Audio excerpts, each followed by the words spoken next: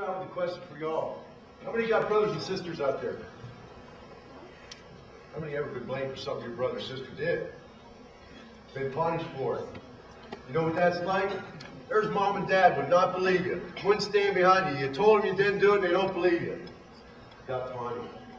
Yeah, they didn't get to go to bed, didn't get to use the car, maybe couldn't use the computer, the iPod or something, but it went away in a couple of days, and maybe everything was cool again.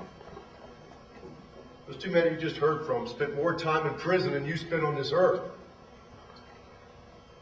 Just try to grasp that for a second. More time than you are old, they spent in prison for something they didn't do. That's pretty severe punishment.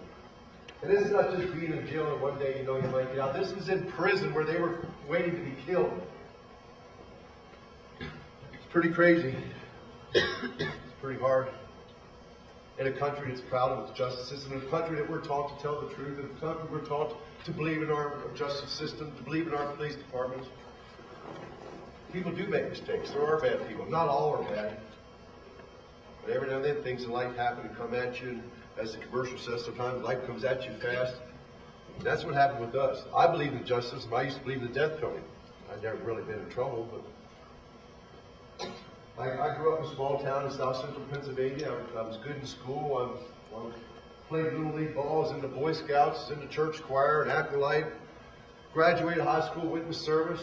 Spent 6 years in the Air Force, was stationed in places like Texas and Mississippi and Georgia and Maine. Then I got sent to Phoenix, Arizona. My 6 years were up. I liked it out there. I was 23 years old. Sunny, warm, lots to do. There was jobs, all kinds of things that I really liked. I got a job with the post office. Life was good for me. And that's where my trouble arose from. The owner of the bar came in and opened up his establishment on a Sunday morning, his bar. They found the front door unlocked. He was concerned his manager should have closed it and locked it that night. He went over to his cash register quick, and there was the cash register standing wide open with all the money in the drawers. From what he could tell, he looked through it, and there's all his money. Well, now he goes into his office quick where his safe is. He wants to check his safe out because he's really concerned about his money.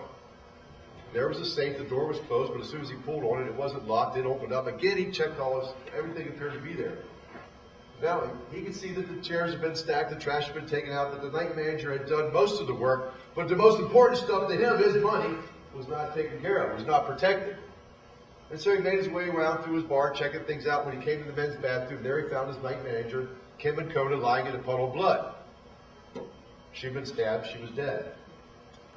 Well, unbeknownst to me, she'd been talking with one of her fellow bartenders about me, how she liked me, was interested in me.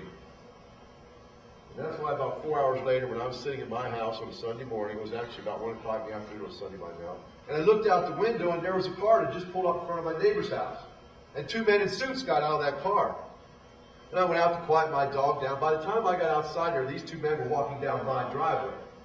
And they took me downtown and put me in a little room for the next 3 hours, grilling about where we used to go on dates, how long we'd been dating, how many times she'd been to my house for dinner. I kept telling them we never dated, she'd never been to my house. I'd seen her at the bar sometimes, but that's it. Finally, after 3 hours, they took me home. I thought that was the end of it. I didn't kill her. I'd only been going to the bar for 2 months. I didn't even know her last name. I don't know who would have killed her. Well, the next day when I got done, it was a Monday, I got done delivering my mail that day, and the detective was back at my house. And he said, well, I need to ask you a few more questions to eliminate you as a suspect. You want to cooperate, don't you? I said, well, sure, what can I do? He said, well, I need you to come downtown with me again. And this time, as soon as I got downtown to that interrogation room, he said, oh, yeah, I have a search warrant here. And he brought out this search warrant that said they were going to take a hair sample, a blood sample, and a dental cast. And I cooperated when they took blood. They took blood out of both arms. I'm not sure he realized it was the same blood, or that was sticking with the needle. But they took blood out of both my arms. Finally, after about 2.5 hours in that dentist chair, they got me up. They took me home. I thought this was the end of it. I didn't kill her. I didn't have anything to do with it. But the next day was December 31st, 1991, New Year's Eve.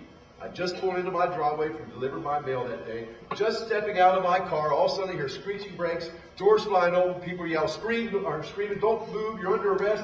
I looked over, it's a van load of police officers bailing out of this van with guns drawn, full riot gear, flew on top of me, handcuffed me, and arrested me for murder, kidnapping, and sexual assault. I got taken to the Maricopa County Jail at 4 o'clock on New Year's Eve, 4 o'clock afternoon on New Year's Eve. And as the months and weeks went by, and I told my family to do it, my friends didn't do it, they believed in me, thank goodness. And I was given what's called a court-appointed attorney, a private attorney that was assigned by a judge to represent me.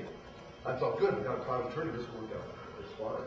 Except then the judge went on to grant this attorney $5,000. $5,000 is all this man was going to get paid to represent me in a capital murder case.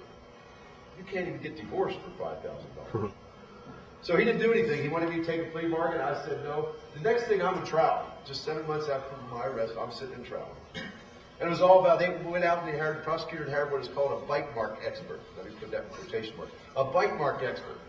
I found out why they had me biting that styrofoam, why they wanted to cast my teeth.